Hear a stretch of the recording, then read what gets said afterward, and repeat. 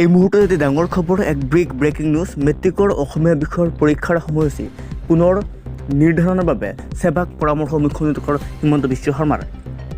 High school শিক্ষান্ত পৰীক্ষাৰ প্ৰশ্নকাকত ফাদিলৰ বিষয়টো CIDয়ে তদন্ত কৰি থকাৰ সময়তে আজি লখিমপুৰত আটক কৰা অভিযুক্ত দিছে চাঞ্চল্যকৰ স্বীকাৰোক্তি। এই স্বীকাৰোক্তিৰ বিষয়ে আজি মুখ্যমন্ত্ৰী ডক্টৰ হিমন্ত বিশ্ব শৰ্মাই টুইটযোগে জানিবলৈ দিয়ে। তথ্য অনুসৰি লখিমপুৰত আটক কৰা ব্যক্তিগৰাকীয়ে 18 মাৰ্চত অনুষ্ঠিত হ'বলগীয়া আধুনিক ভাৰতীয় ভাষাৰ অসমীয়া বিষয়ৰ প্ৰশ্নকাকত ফাদিল কৰিছে। মুখ্যমন্ত্ৰীয়ে সেয়া সেৱাক অসমীয়া বিষয়ৰ পৰীক্ষাৰ সময়সূচী পুনৰ নিৰ্ধাৰণ কৰাৰ পৰামৰ্শ দিছে।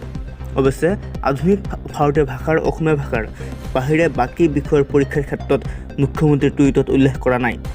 মুখ্যমন্ত্ৰী ডক্টৰ হিমন্ত বিশ্ব শৰ্মাই এইদৰে উল্লেখ কৰিছে যে it has been brought to my notice that the arrested accused centre in charge of Lohit Khablo HS school has during interrogation confessed of leaking Assamese paper. As well, in view of this, I have advised Seva to reschedule Assamese exam also. উল্লেখযোগ্য যে CIDয়ে অভিযান চলাই লখিমপুৰত আটক কৰে 2 শিক্ষকক।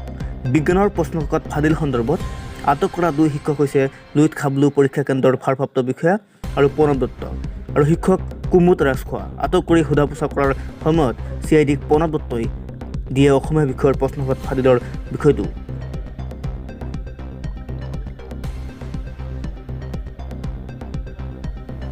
উল্লেখযোগ্য যে প্ৰশ্নকাকত ফাদিলৰ মূল অভিযোগকাৰী শচীন্দ্ৰ দলেৰ অভিযোগৰ ভিত্তিত 2কে আটক কৰা হয়।